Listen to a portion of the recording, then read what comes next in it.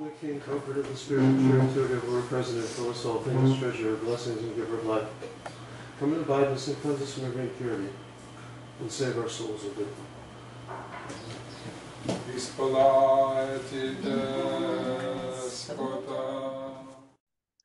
So last time we took a look at this kind of initial blessing, and so who would like to read? You make it slightly bigger, Vladika, is it possible or not? Sure. How's that? Oh, that's a little much. That's How's good. that? Uh-huh. I can read this chapter. Okay. Observe ye everything that takes place in the heaven, how they do not change in their orbits, and the luminaries which are in the heaven, how they all rise and set in order, each in its season, and transgress not against their appointed order. Behold ye the earth, and give heed to the things which take place upon it, from first to last, how steadfast they are, how none of the things upon earth change. But all the works of God appear to you. Behold the summer and the winter, how the whole earth is filled with water, and clouds and dew and rain lie upon it. Observe and see how in the winter all the trees seem as though they had withered and shed all their leaves, except 14 trees, which do not lose their foliage, but retain the old foliage from 2 to 3 years till the new comes. And again, observe ye the days of summer, how the sun is above the earth, over against it, and you seek shade and shelter by reason of the heat of the sun, and the earth also burns with growing heat, and so you cannot tread the earth or on a rock by reason of its heat. Observe ye how the trees cover themselves with green leaves and bear fruit. Wherefore give ye heed, and know with regard to all his works, and recognize how he that liveth forever hath made them so. And all his works go on thus from year to year forever, and all the tasks which they accomplish for him, and their tasks change not, but according as God has ordained, so it is done. And behold how the sea and the rivers in like manner accomplish and change not their tasks from his commandments. But ye have not been steadfast, nor done the commandments of the Lord, but ye have turned away and spoken proud and hard words with your impure mouths against his greatness. O ye hard-hearted, ye shall find no peace.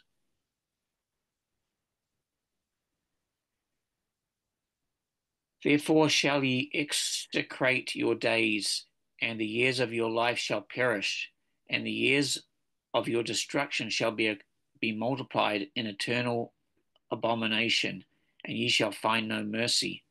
In those days ye shall make your names an eternal abomination unto the righteous, and by you shall all who curse. All the sinners and godless shall imprecate by you, and for you the godless, and for you the godless there shall be a curse. And all the righteous shall rejoice, and there shall be forgiveness of sins, and every mercy and peace and forbearance. There shall be salvation unto them, a goodly light.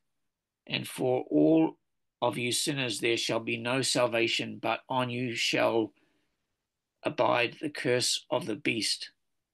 But for the elect there shall be light and joy and peace, and they shall inherit the earth. And then there shall be bestowed upon the elect wisdom, and they shall all live and never again sin, either through ungodliness or through pride. But they who are wise shall be humble.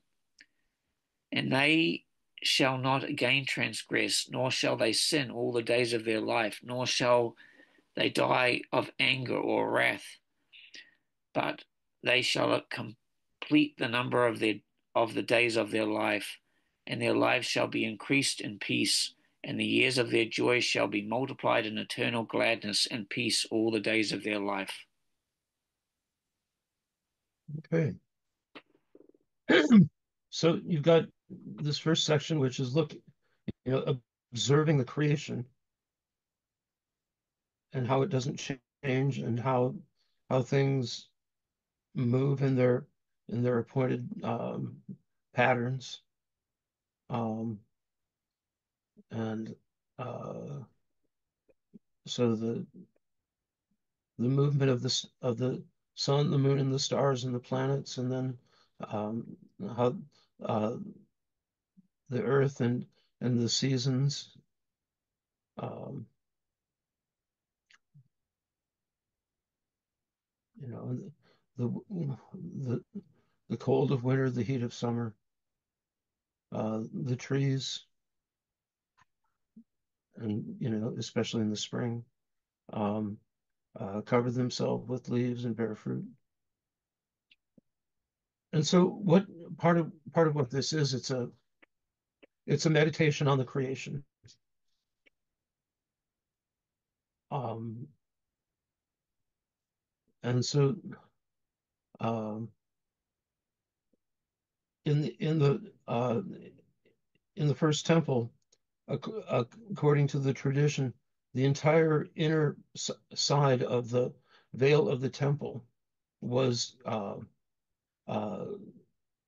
whether I'm not sure whether in embroidery or simply um, by tradition, it was uh, inscribed with an entire history of the world and especially of the creation.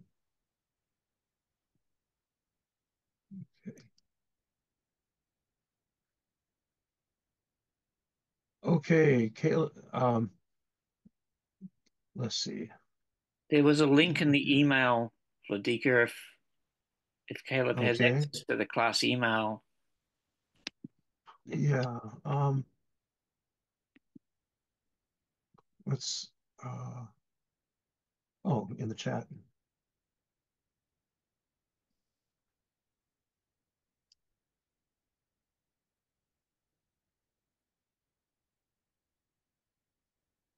Whoop, not that one.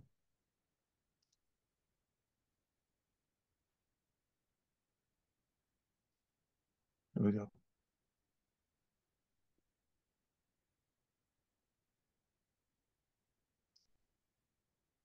Okay. I'll put this over here.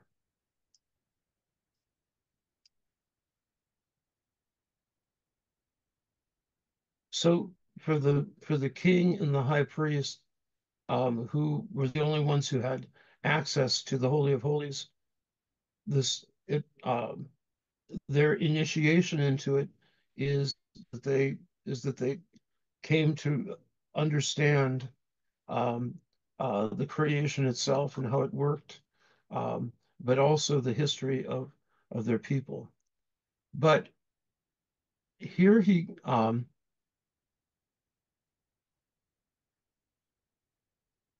brings in the spiritual component, um, uh, for people to realize their sin. You have not been steadfast nor done the commandments of the Lord, but have turned away and spoken proud and hard words, their impure mouths against his greatness. We hard-hearted, you shall find no peace.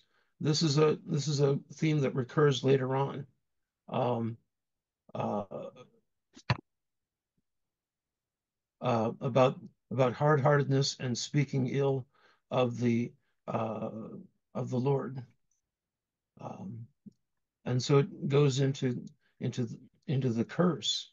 Um, uh, Therefore, you shall execrate your days, curse essentially, and the years of your life shall perish. The years of your destruction shall be multiplied in eternal abomination. You shall find no mercy. Um, in those days shall make your names an eternal abomination unto all the righteous. Um, and you shall all who curse. All the sinners and godless shall curse by you, and for you the godless there shall be a curse. So he is strongly drawing this contrast between the righteous and the unrighteous. The righteous who will receive salvation, and the unrighteous who will be condemned forever. All the righteous shall rejoice, and there shall be forgiveness of sins, and every mercy and peace and forbearance. There shall be salvation unto them, a goodly life. But for all you sinners, there shall be no salvation, but you shall all abide the curse of the beast. I'm not sure what he means here by this. Um,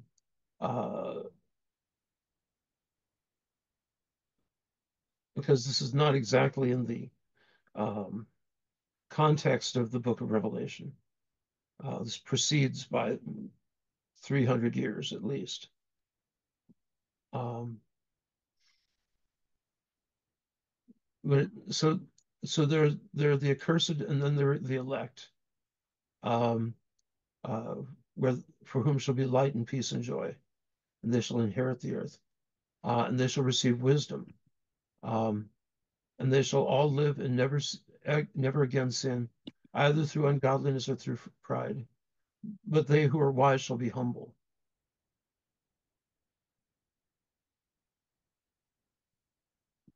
Okay.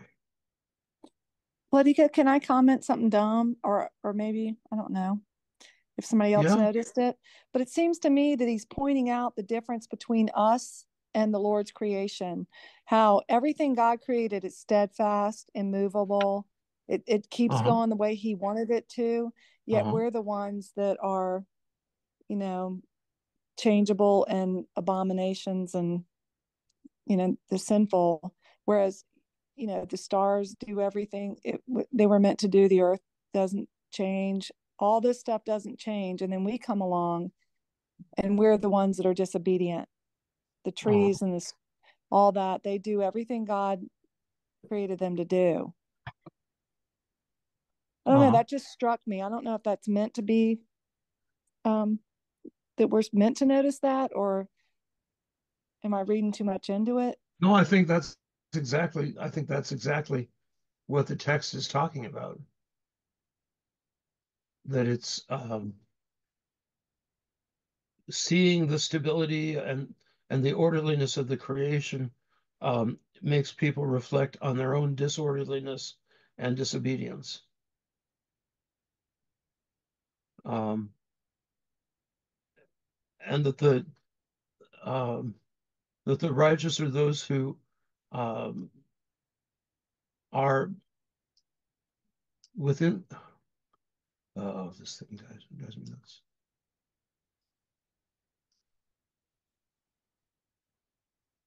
Okay, here we go. The righteous are those who are in harmony with the creation, which is ordered by the will of God, and the unrighteous are cursed because they're in rebellion, essentially against the will of God.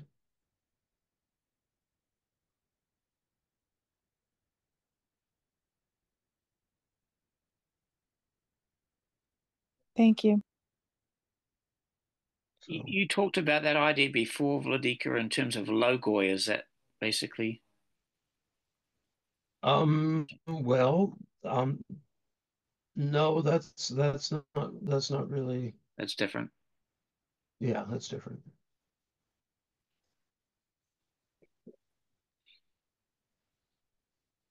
So anything else on this chapter?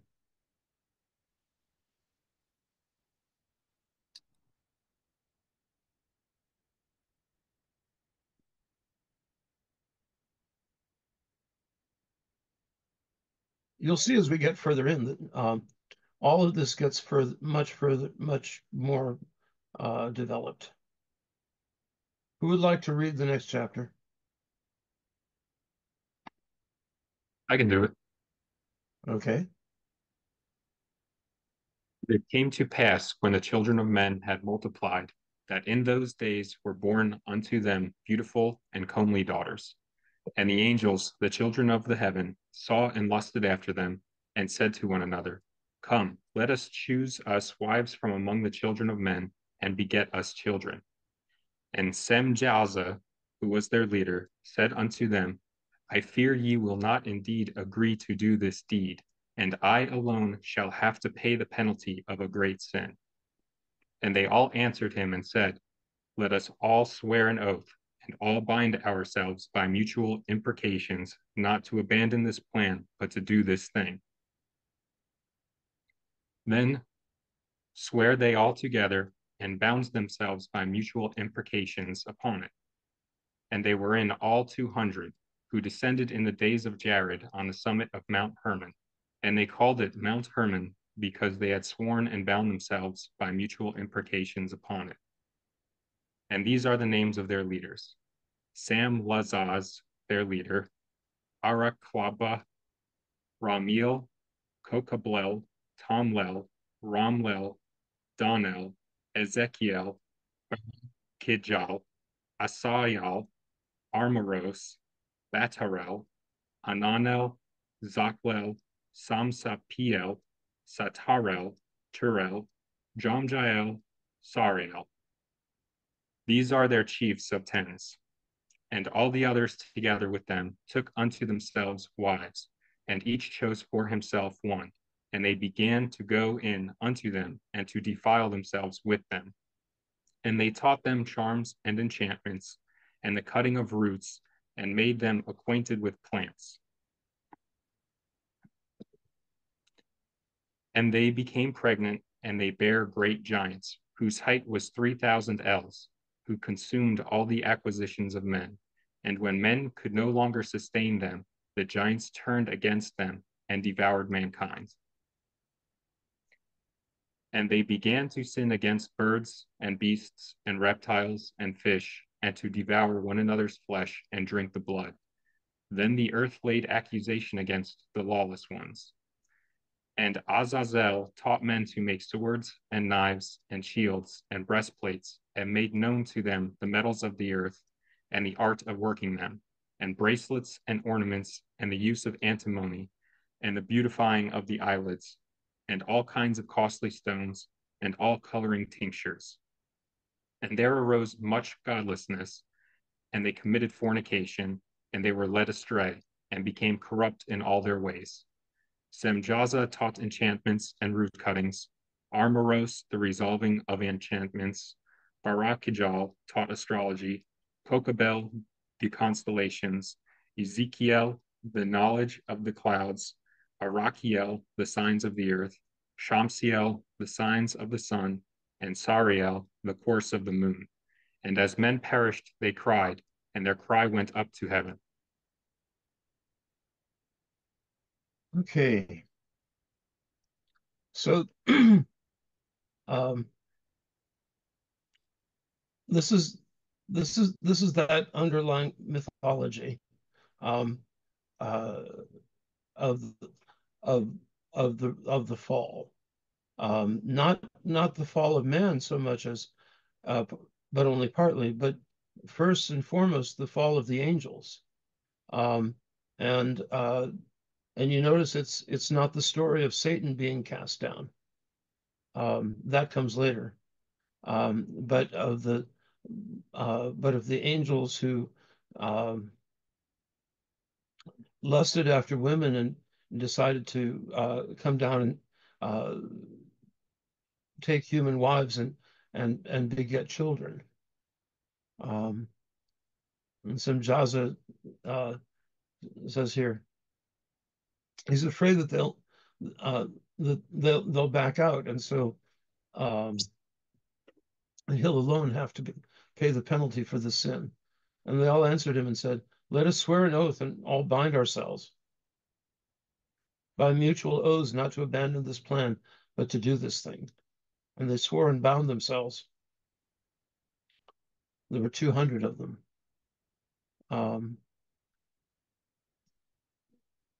So the names differ throughout the manuscript.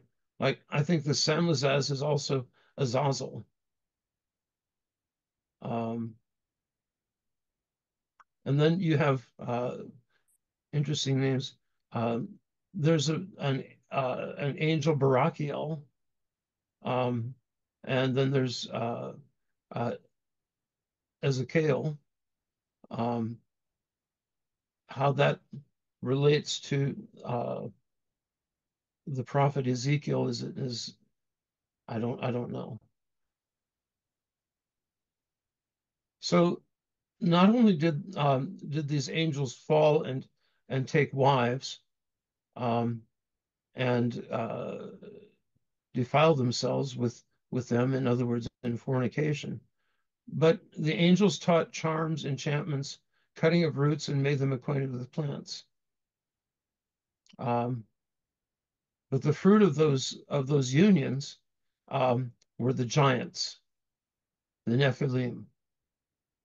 And so these angels had been the watchers who had been assigned by God to oversee humanity.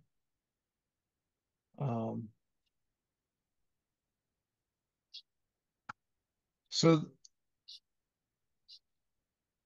the giants turned against man and began to lay waste humankind.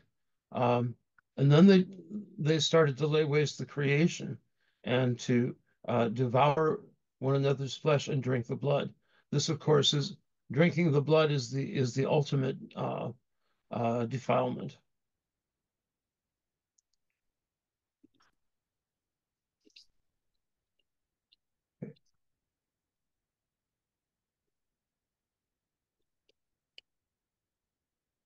So Meg has a very good question. If angels are purely spiritual beings, noetic beings, how do they beget offspring with women? That's a good question.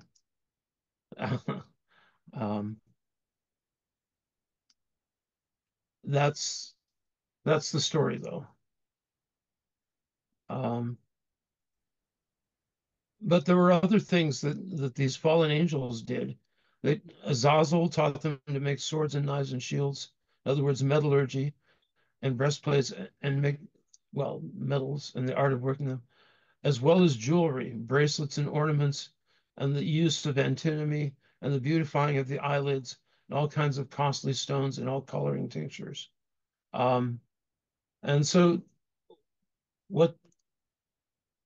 And so with this chaos being brought by the angels and being taught all of these hitherto unknown arts,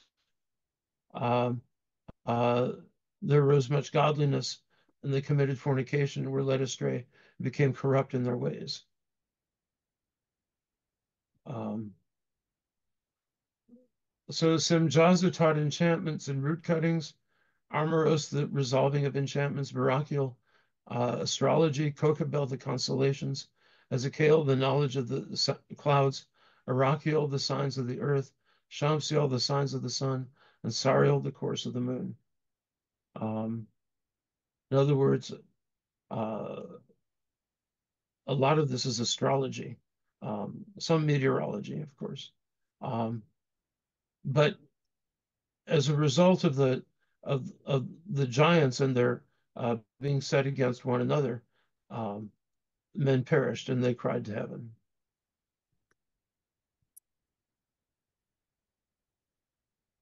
So this is the story underlying that the very brief mention in Genesis of the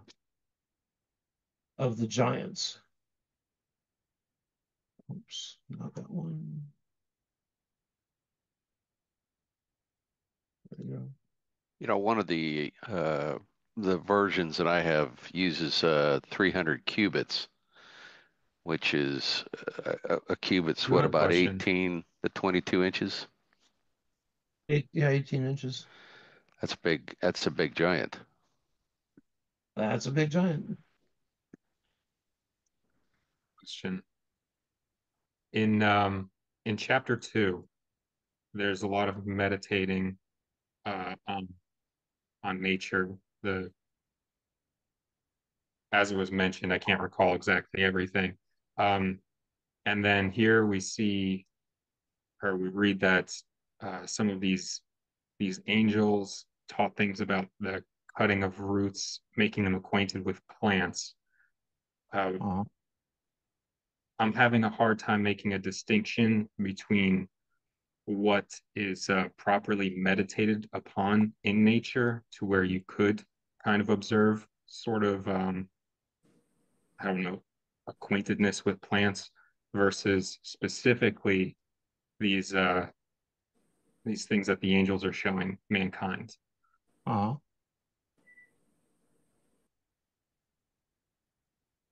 Well, um,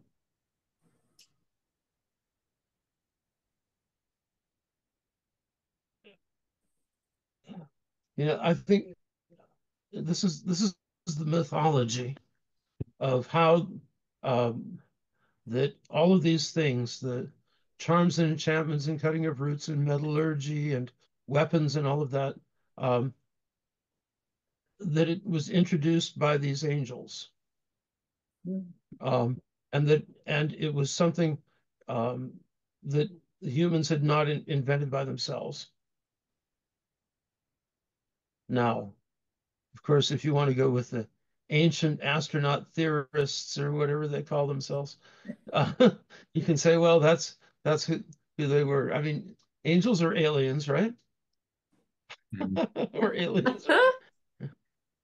So, I guess this was mostly but it, targeting the acquaintedness with plants and the working and the familiarity with metals. I could definitely see, obviously some of these other things are terrible, should not be probably given to mankind or told to mankind. But just Mhm. drawing from, I think, Genesis, when Adam and Eve, I believe, are instructed, "Oh, you may eat of any fruits, and except for this tree." Uh, there must be, I'm trying to parse, I guess, maybe a little bit too intellectually where these distinctions are. But I think, yeah, you're definitely saying that it's not, coming from the angels or these fallen angels versus mankind interacting maybe more naturally in the environment themselves is probably the linchpin there.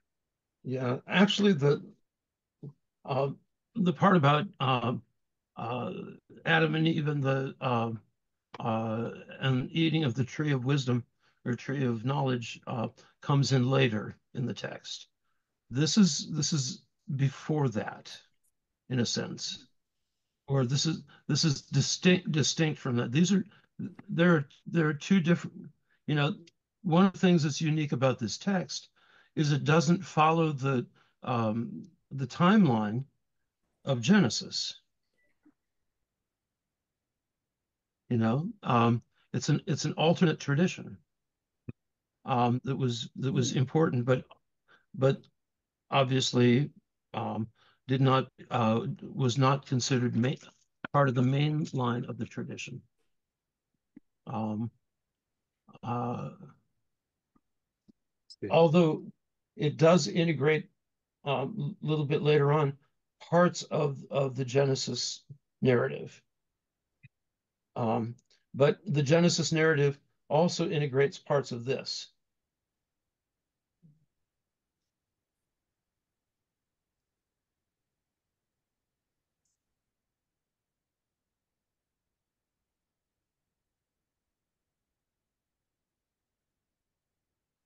Okay. Trying to get my mute off. I'm a little confused by that because I'm trying to understand the alternative uh, um, view of creation here. It almost seems like that first part of this is indicating that that creation is going along like clockwork. Um, Uh-huh. that first section up until the point of the fall of the angels, which at that point has got us all the way up to just essentially prior to the flood. Okay. Um, it talks about the fallen angels, which Uh-huh. itself is part of the Genesis story. Right. So I'm not quite sure I see where they differ. It's just a different timeline.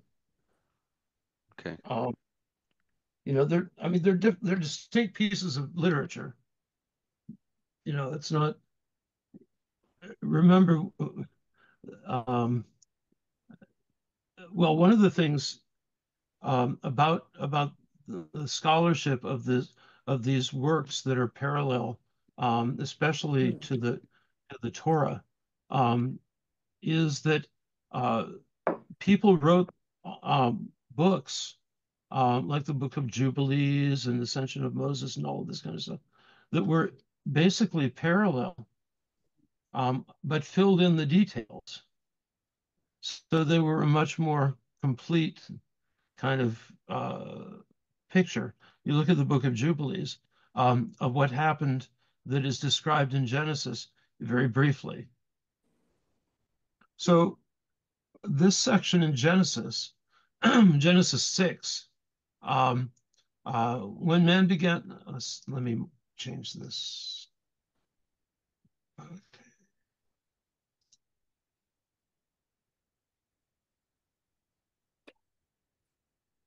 Oh, here. Okay,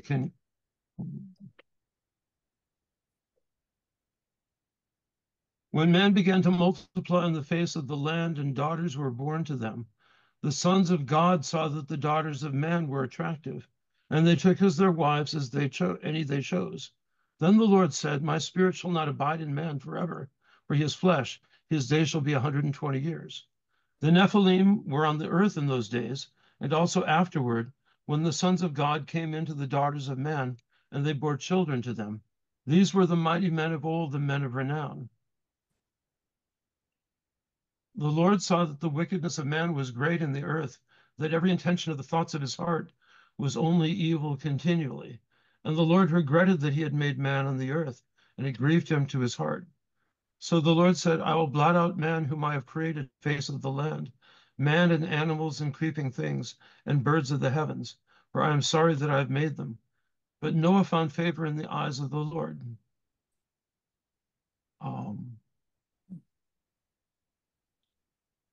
Okay, no, skip down. Now the earth was corrupt in God's sight, and the earth was filled with violence. And God saw the earth, and behold, it was corrupt, for all flesh had corrupted their way on the earth. And God said to Noah, I have determined to make an end of all flesh, for the earth is filled with violence through them. Behold, I will destroy them with the earth. Make yourself an ark of gopher wood, make rooms in the ark, and cover it inside and out with pitch. This is how are you to make it, and so forth. For behold, I will bring a flood of waters upon the earth to destroy all flesh, which is the breath of life under heaven.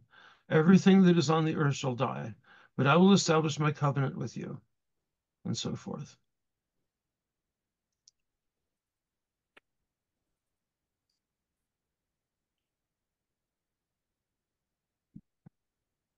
Okay, back to this. Okay.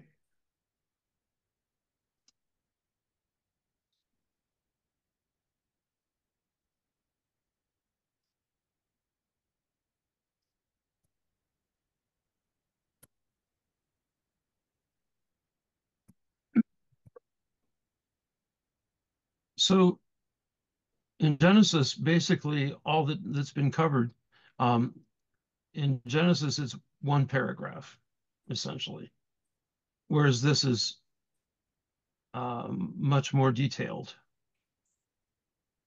This is, I'm in no way asserting that the book of Enoch is preferable to the scriptures or of equal authority or anything like that. It's not. But it's important. I think it's valuable to understand where some of the elements that came into the scriptures came from. And my assertion is that this material that is in the book of Enoch was what was being referred to, this tradition. So,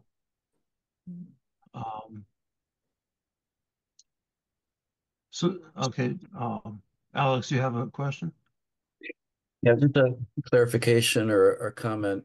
So chapter 2 is called the creation, but it reads much more like a static, what has been created, and a Right. description of constancy and meditation on the constancy, as opposed to Genesis, which is very dynamic in terms of going through the days, et cetera, et cetera. So, is that fair that this is not an alternate story of creation? It's more a meditation on the result of creation. Yeah, it certainly is a meditation on the result of creation. I don't think these chapter names are in the original. Okay. So, okay. Who wants to read 4? I'll read 4, Latika. Mm-hmm. I'll read 4. Yes, please. And then Michael, Uriel, Raphael, and Gabriel looked down from heaven and saw much blood being shed upon the earth, and all lawlessness being wrought upon the earth. And they said one to another, the earth made without inhabitant cries the voice of their cryings up to the gates of heaven. And now to you, the holy ones of heaven, the souls of men, make their suit, saying, bring our cause before the Most High.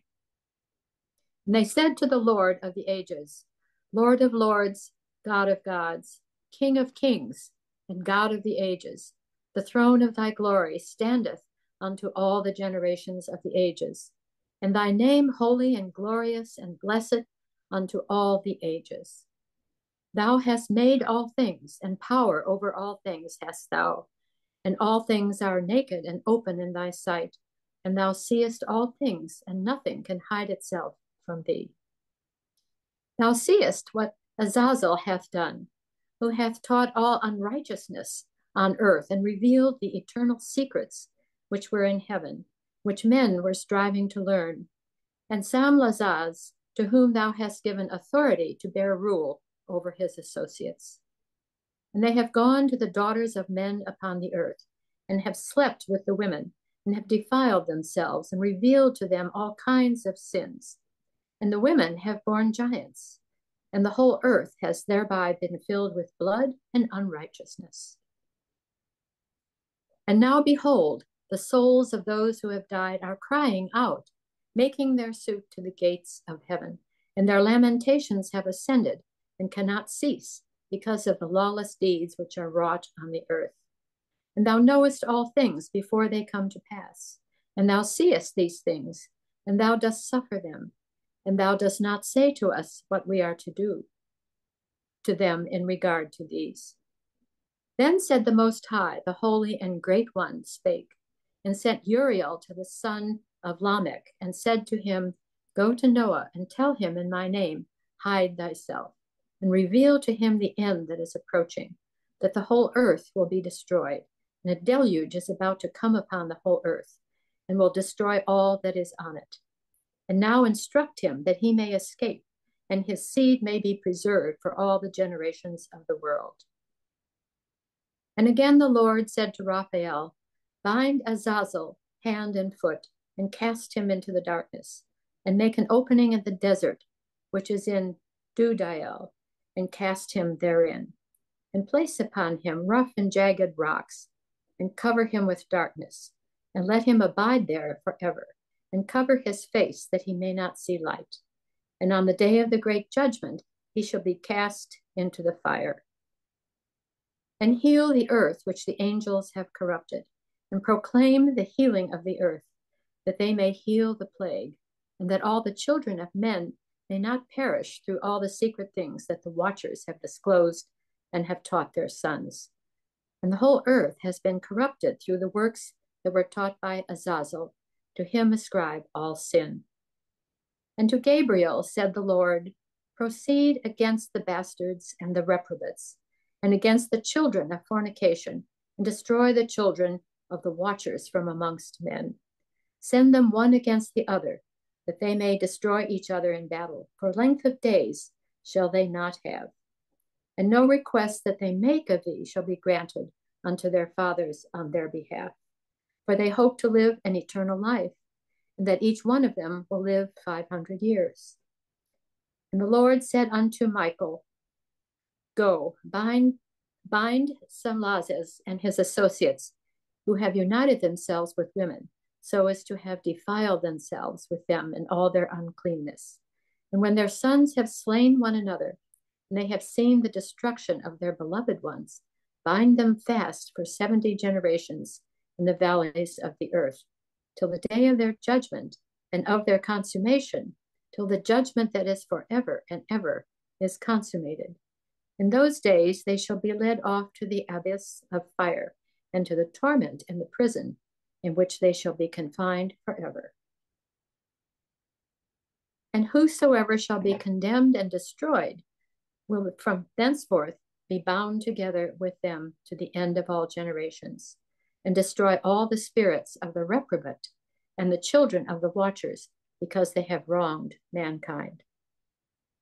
Destroy all wrong from the face of the earth, and let every evil work come to an end, and let the plant of righteousness and truth appear, and it shall prove a blessing. The works of righteousness and truth shall be planted in truth and joy forevermore. And then shall all the righteous escape, and shall live till they beget thousands of children, and all the days of their youth and their old age shall they complete in peace. And then shall the whole earth be tilled in righteousness, and shall all be planted with trees, and be full of blessing. And all desirable trees shall be planted on it, and they shall plant vines on it, and the vine which they plant thereon shall yield wine in abundance. And as for all the seed which is sown thereon, each measure shall bear 1,000, and each measure of olives shall yield 10 presses of oil. And cleanse thou the earth from all oppression, and from all unrighteousness, and from all sin, and from all godlessness, and all the uncleanness that is wrought upon the earth, destroy from off the earth. And all the children of men shall become righteous, and all nations shall offer adoration and shall praise me, and all shall worship me. And the earth shall be cleansed from all defilement, and from all sin, and from all punishment, and from all torment.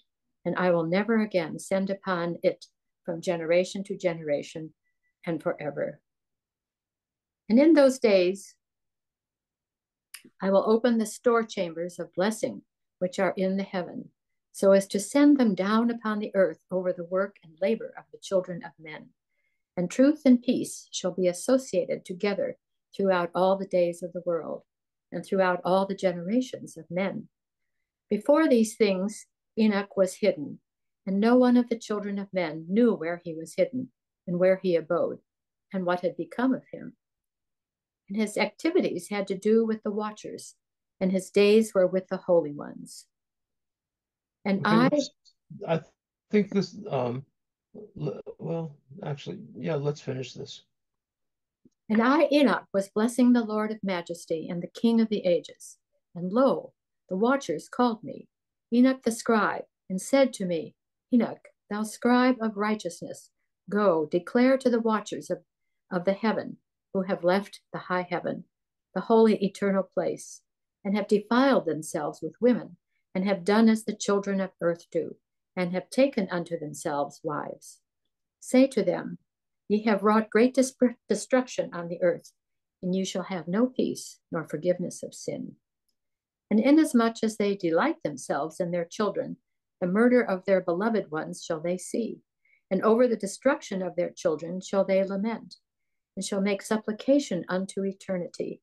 But mercy and peace shall ye not attain. And Enoch went and said, we need the script, thank you. Azazel, thou shalt have no peace. A severe sentence has gone forth against thee to put thee in bonds, and thou shalt not have toleration nor request granted to thee, because of the unrighteousness which thou hast taught, and because of all the works of godlessness and unrighteousness and sin which thou hast shown to men. Then I went and spoke to them all together, and they were all afraid, and fear and trembling seized them. And they besought me to draw up a petition for them, that they might find forgiveness, and to read their petition in the presence of the Lord of heaven. For from thenceforward they could not speak with him, nor lift up their eyes to heaven for shame of their sins, for which they had been condemned. Then I wrote out their petition and the prayer in regard to their spirits and their deeds, individually, and in regard to their requests that they should have forgiveness and length. And I went off and sat down at the waters of Dan, in the land of Dan, to the south of the west of Hermon. I read their petition till I fell asleep. And behold, a dream came to me, and visions fell down upon me. And I saw visions of chastisement, and a voice came bidding me to tell it to the sons of heaven and reprimand them. And when I awaked, I came upon them, and they were all sitting gathered together, weeping, in Abel's jail, which is between Lebanon and Seneser, with their faces covered. And I recounted before them all the visions which I had seen in sleep. And I began to speak the words of righteousness and to reprimand the heavenly watchers. Okay.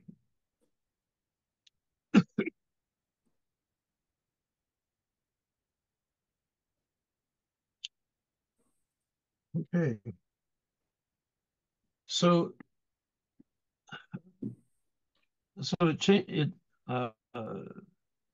it switches, and now we're looking at the divine judgment on the watchers who fell, and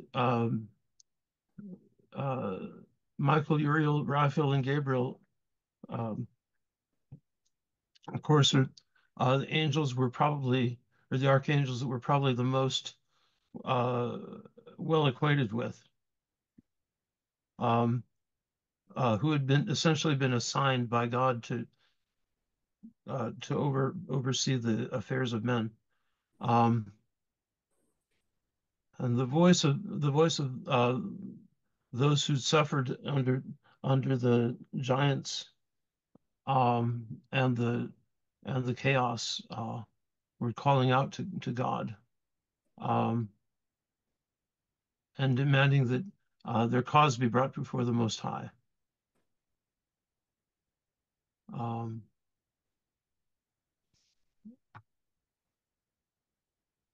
And so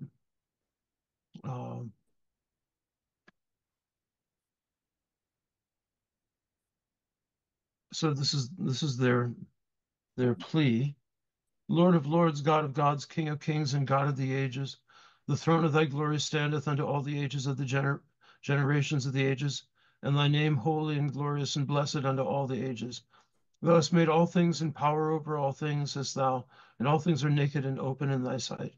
Thou seest all things, and nothing can hide itself from thee. Now it gets specific.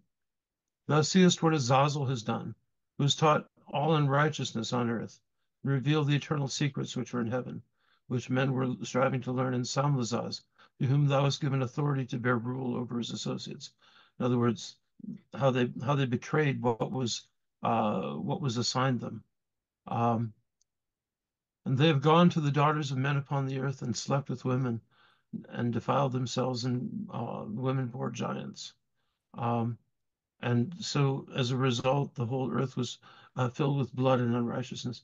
Now, it's interesting to contrast what Genesis had to say about the giants.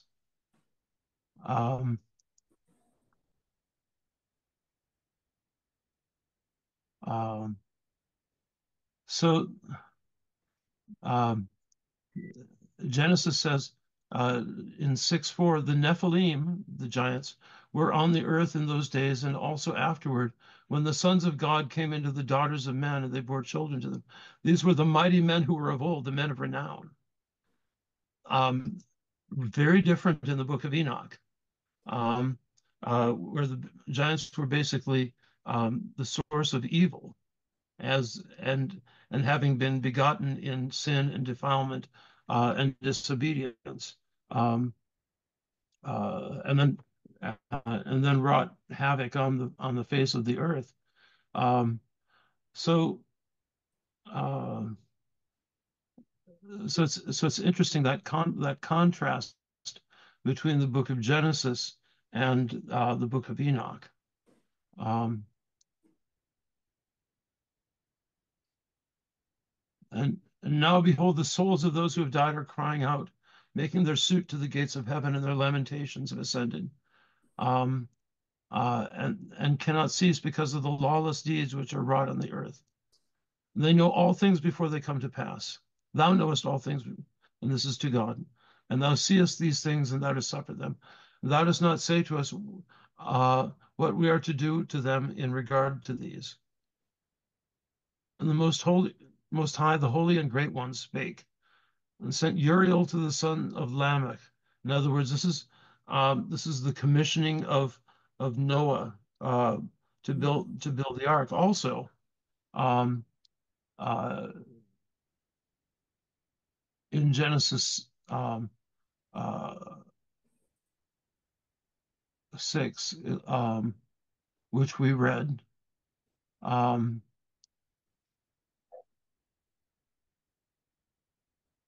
so Noah was commanded, in Genesis, Noah was commanded to build the ark.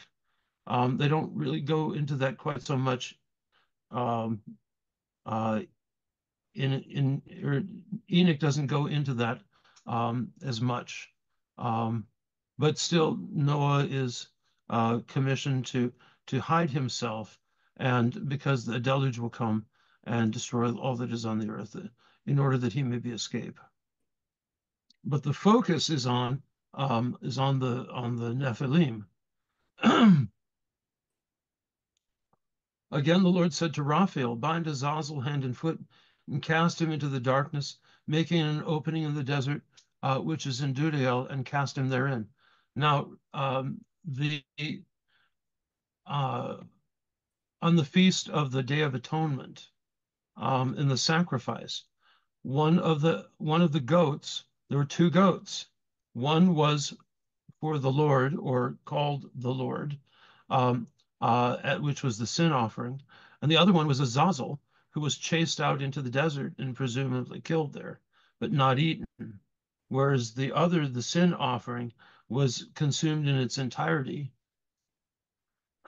for the Lord, which was a prefiguring of Christ, the great high priest, offering himself as the ultimate atonement sacrifice.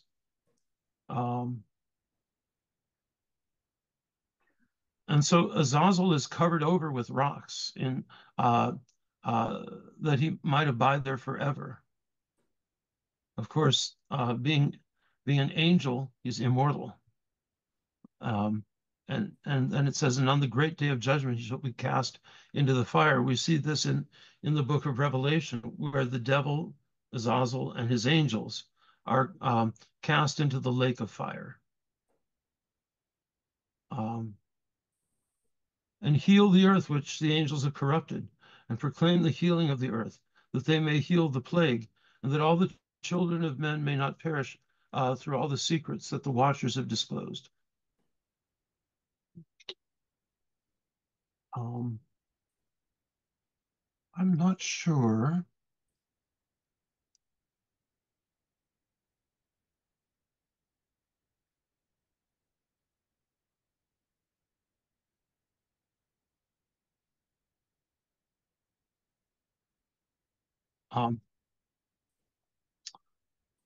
Interesting. Now, in the book of Daniel, is the only other place in the Old Testament that the watchers are mentioned. And it says, the sentence is by the decree of the watchers, the decision by the word of the holy ones, to the end that the living may know that the Most High rules the kingdom of men and gives it to whom he will, and sets over it the lowliest of men. Interesting.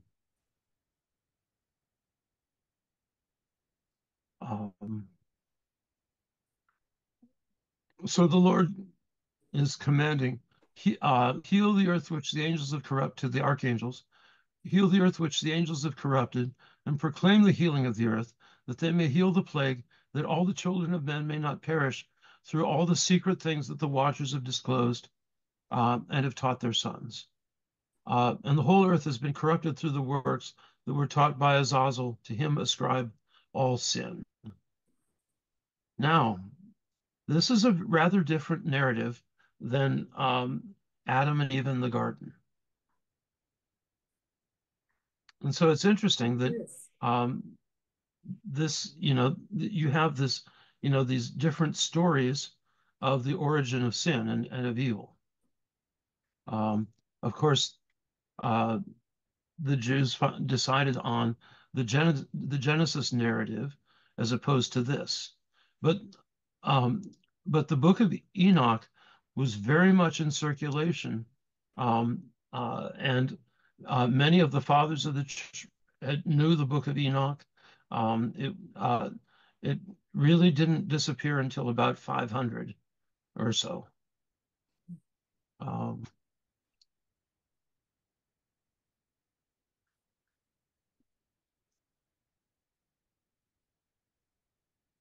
So Michael or Raphael binds Azazel, and Gabriel is instructed to proceed against the bastards and reprobates, the children of fornication, destroy the children of the watchers from among men. Send them one against the other, that they may destroy each other in battle. For length of days have they not, and no request shall be made of thee, shall be granted unto their fathers on their behalf. Of course, it's the fathers of the Nephilim that are begging the mercy of God upon them. Because of their sin, their request is being ignored. For they hope to live in eternal life, and that each one of them will live 500 years. So 500 years, I mean, it's, well, not, it's not exactly a consolation prize. Eternal life for 500 years. So, and then there's the assignment of Michael. Go bind Samlazaza and his associates who've united themselves with women who have defiled themselves. In other words, Michael is to deal with the watchers themselves. And when their sons have slain one another and they have seen the destruction of their beloved ones, bind them fast for 70 generations in the valleys of the earth till the day of their judgment and of their consummation, till the judgment that is forever and ever is consummated. In those days thou shalt be led off to the abyss of fire, to the torment in the prison, which they shall be confined forever. That's the lake of fire in the book of Revelation. Whosoever shall be condemned and destroyed will from henceforth be bound together with them to the end of all generations, and destroy all the spirits of the reprobate and children of the watchers, because they have wronged mankind.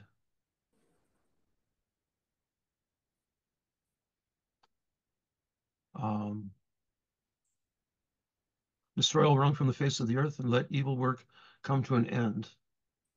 The plan of righteousness and truth shall appear. The works of righteousness and truth shall be planted in truth and joy. Then shall all the righteous escape. And so, so this is talking about, on one hand, it's the fate of the watchers and of all those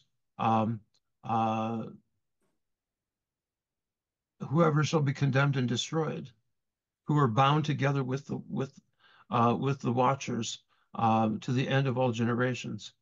And so the angels are told to destroy those reprobates and the children of the watchers.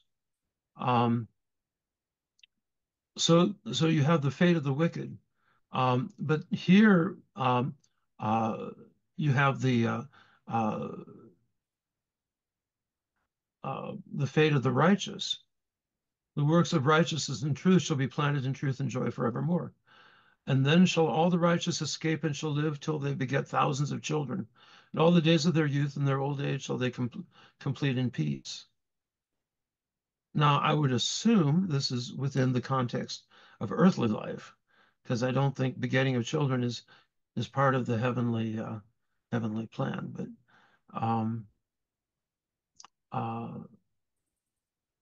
and then it talks about essentially what it's talking about is the new heavens, new earth once once evil has been destroyed. The whole earth shall be tilled in righteousness, and shall all be planted with trees and full of blessing. All desirable trees shall be planted, and they shall plant vines, and the vine which they plant thereon shall yield in abundance.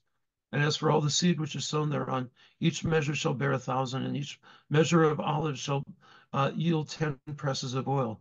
Now this is interesting because this is an image of the new earth, which will be producing fruit in extreme abundance. All the seed which is sown thereon shall bear 1,000. Jesus talked about 30, 60, and 100-fold. Well, this is 1,000-fold. And each measure of olives shall yield 10 presses of oil. In other words, vast quantities from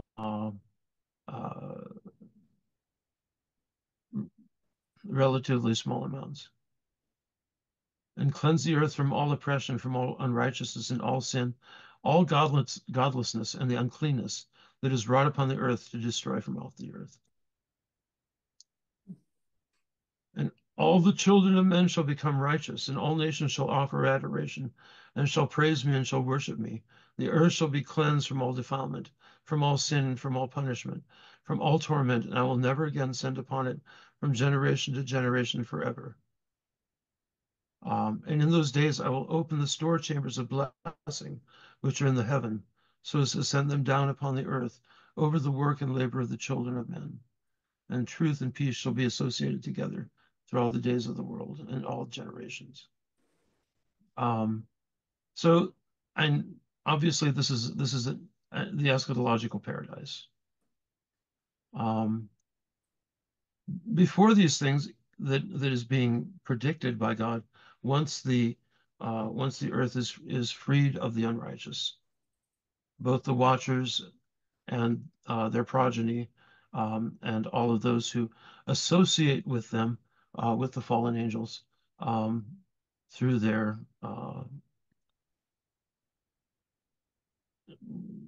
actions. And before these things, Enoch was hidden, and no one of the children of men knew where he was hidden, where he abode, and what had become of him. And his activities had to do with the watchers, and his days were with the holy ones. Now, the other story in Genesis of Enoch is that he was taken up. So no one knew where he was and where he abode. But the implication of this is that he was secreted someplace. He was hiding out in, away from men.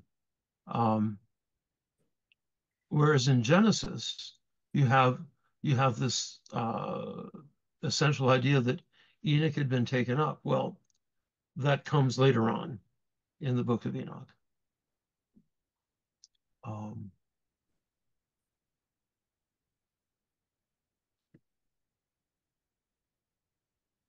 And Enoch was blessing the Lord of majesty and the King of the ages.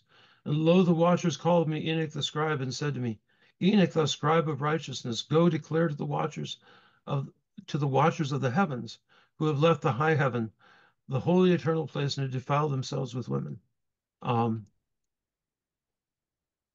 have done as the children of the earth do, have taken unto themselves wives, and say to them. So these are the watchers, the unfallen watchers. You've brought great destruction on the earth and so forth. It's the indictment by the watchers of their fallen brethren. So this is a kind of repetition, which is typical in Hebrew literature, especially there's repetition because all of this was primarily delivered orally. It wasn't something that people would sit around and read initially. Just like the what became the scriptures, the texts that became the scriptures. They were all oral texts first and passed on from I don't know how many generations. And so Azazel or Enoch delivers the sentence.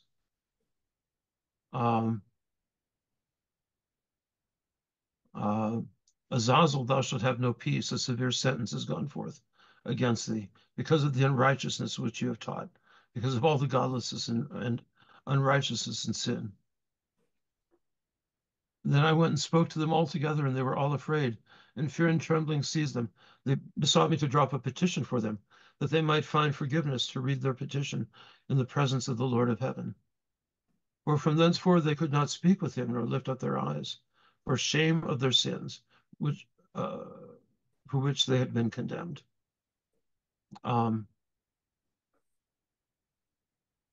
Shame was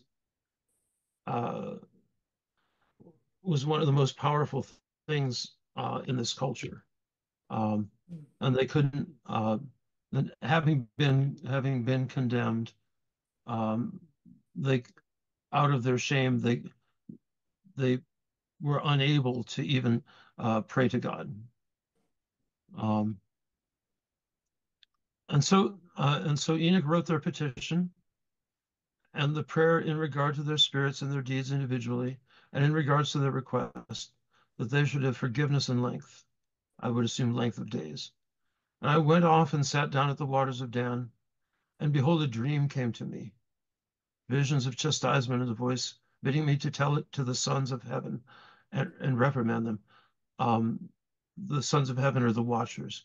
When I awakened, I came unto them, and they were all sitting gathered together, weeping in I would think it's probably Abel's Jael, which is between Lebanon and Senecer, with their faces covered.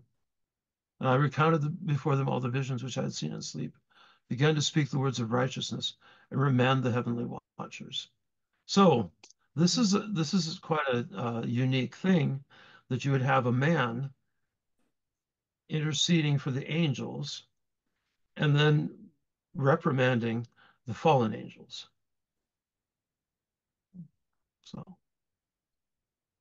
So we'll stop here.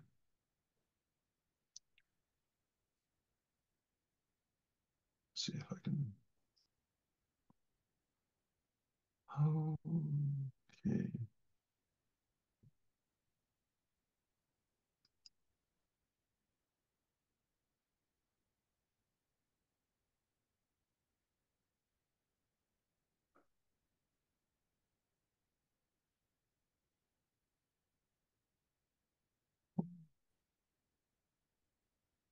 So, what questions are there?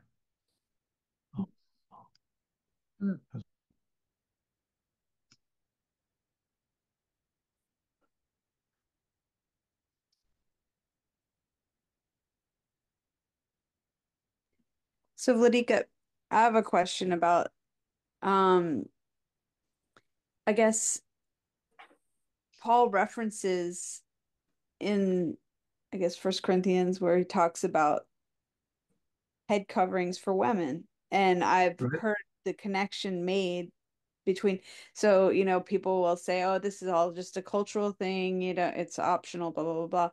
But then there's that little tagline that says, and because of the angels. Right. And that this is connected to this, that protects us and Yep. the holy ones from the gaze of, us, from protects us from their gaze. Yep. That is, would you confirm that that's a good understanding of that, or do you have a different understanding? No, that's it exactly. That's it exactly. It's and it's interesting. St. John's comment on that is that head coverings are not optional and they're not culturally relative. Mm-hmm. That it's the only vestment in the New Testament that is mandated, and that it's not culturally relative. Which Saint John? Chrysostom. Uh-huh. And it's interesting that this is the one that is so vehemently fought against. Right. Mm. Instead of it being an honor. Yeah. I'm glad for it now. Yeah. Wasn't at first, but I am now. Little adjustment, but now it's starting to make so much sense. I honestly feel naked without a head covering going into the temple. Even if you're going in for some other reason, if you're going to fix a flower, it's not during liturgy, you almost want to put your hand on top of your head. It just becomes part of you. Right. Yeah. Well, it's also interesting to hear, like my daughter, who at first was very resistant, and she wasn't going to do that, and she thought it was old fashioned and all this kind of stuff. But then when she began to understand the concept of the angels, it was no trouble at all for her to make that leap in her mind. I don't know. She understands in a different way than I do, but that it was really interesting to see this, this 18-year-old, 17, 18-year-old kid just be like, oh, if there's angels looking at me, okay, I'll do it. But now she's even said, this gets me in a framework of prayer. This is something that I know that I'm in church when I have my head covering on, and I don't like to go in without it. Yeah. But Vladika, about like the Greek ladies don't wear them, and what Maria Rook was telling me when they go to Greece, that the Greek women there said we don't wear them because we don't want to be confused with Muslim women, so we don't cover our heads in order to distinguish between Christianity and Islam. So there's that. It is a cultural thing in some ways, is it not? What in the way that it is, well, people are being disobedient to the tradition, by not wearing it. The Muslims got it from us, Mm-hmm. Now I've heard, I have an Egyptian friend who said, well, that because, Coptic churches now in Egypt are packed with people, Muslims who are being, Christ is appearing to hundreds of people, Muslims, and calling them to come into the church. And wow. So he said, look at the videos. You can tell a Muslim woman versus a Christian woman by how they cover their head. Interesting. I guess it's the degree to which you do it. But Vladika, now that since I moved and I have to go to OCA, I would say a good half of the women, I'm used to seeing 99% covered. Now it's a good 50% are not uncovered, and the other 50% are in jeans or skinny jeans or whatever pants. And I'm wondering, is there a way I'm the babushka age, long of tooth and gray of hair. Can I get away with, Shane, you put something on your head in a nice way? I mean, isn't that our job as older women to help bring the younger ones along? But how do you do it in such a way as, like, when you're the newcomer, how do you gently, it should be something covered in catechesis. I think we've got so many catechumens, and these young women just show up, for the blessings. They're wearing skinny jeans and their heads are uncovered. I'm like, they're 20 years old. They're catechumens. Like, has nobody talked to you about that from, 101, Orthodoxy 101? Go through the motions, even if you don't understand it, cover your head. Yeah. One of the things that is one of the things we often neglect. But usually the other women will kind of instruct a woman who is new. Now, if Yeah. you're in a Russian church, some babushka will come and will beat you up if you don't have, with that kind Yeah. of burqa on, Oh, and that's probably not a bad idea, the yeah. burqa, to some of What? them. Well, some of these girls, I mean, it used to be when the last years of the Soviet Union, in the early days of after their freedom, we were flooded with young Russian women Yeah. who came over here to pursuing American men, and they would come into church, they'd have a mini skirt, they'd have high heels, Oh, and they'd have a Yes. low oh cut dear. blouse, Right. and a head covering. I remember It was, that. yeah, Yeah, quite right. it was quite a show. But, um, thank God Oh, that was passed for the most part. yeah. But yeah, but I'm sure some of those young ladies got talking to by Babushka. Yeah. So Well, I thought I'd mention it. The priest is coming to do the house blessing, and I thought I'd mention it, trying to think of a nice way to say, by the way, I noticed a lot of the women in our church don't veil. Is there a reason that it's not taught, or, get their feeling for it? Because well, it it's depends not on my where you place. are in the OCA. Yeah. There's some places in the OCA where it's very strict, and some Yeah. places where it's very secularized. Yeah. Like the Greek church is very secularized, Plus, you never and know that if it's just a visitor. It could be a visitor for all you know, and it's their first time in there and they don't know any better. most of the time in the Greek churches they don't they don't wear unless you're in a church that's like influenced by the Ephraimite monasteries. Then the Yeah. women are absolutely faithful to wear their head coverings. They wouldn't be caught without it. Yeah. Well, I noticed the women in St. John's Cave when we went there and there was liturgy going on. Uh, They were definitely looked Russian. They were covered, definitely covered. They weren't the typical Greek, that don't wear a head covering. These well, they ladies. probably Russian then. Oh, Greece gets thousands of Russian pilgrims. oh, Yes. So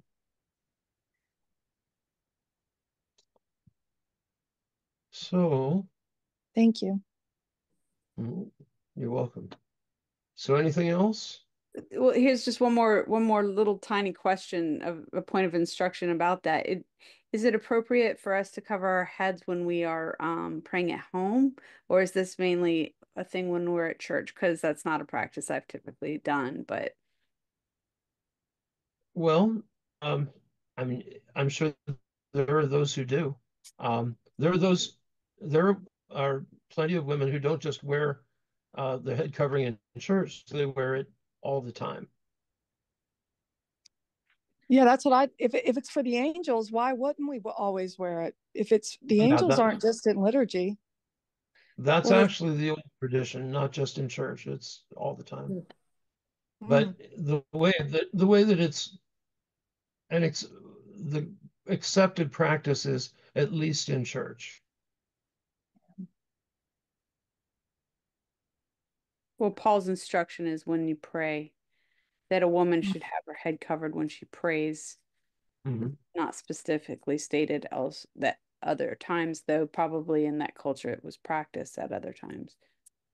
Right.